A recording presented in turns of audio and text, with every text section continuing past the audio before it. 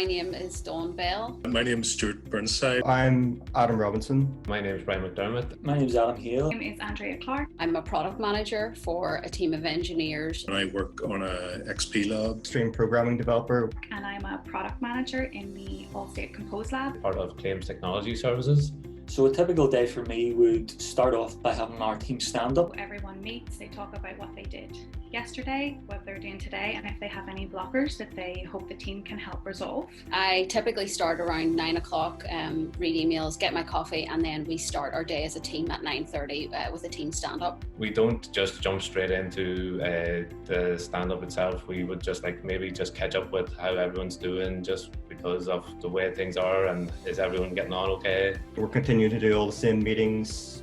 If anything, it places a slightly greater emphasis on them. Our working pattern hasn't really changed that much, apart from the fact, obviously, that we're not in the same office together. After we've sort of paired for an hour or two, we'll take a break. Typically in the office, we would went for a game of table tennis, but now we're not able to, so we're looking at things, online games. So the type of tools and products that have really been useful to us working from home are a lot of the ones that, to be honest, we use in the office anyway. We've been using Mural, so we would put our post-its up of what we thought went well for the week, what didn't go so well. To facilitate remote pairing, we use Microsoft Teams. More so I'm finding that I'm using the file sharing aspect and the likes of OneNote. Remote working has kind of made me more conscious and more aware of how I use my time.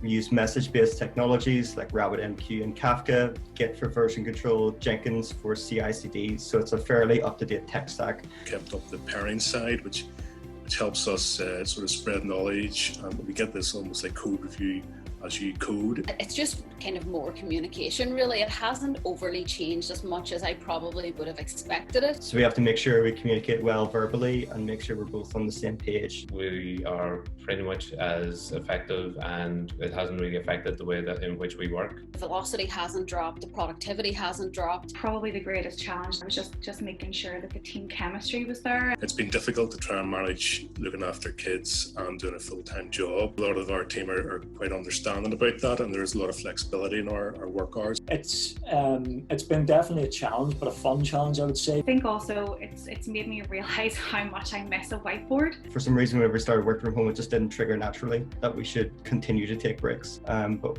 we're getting better at that. We've had to make a real concerted effort to make sure that we are clearly communicating. If we have any difficulties, we know we can ring the other pair and then just have a quick discussion over it, like we would in work. When you're sitting in the office, you overhear the banter and whatever else. We do try to keep the balance alive.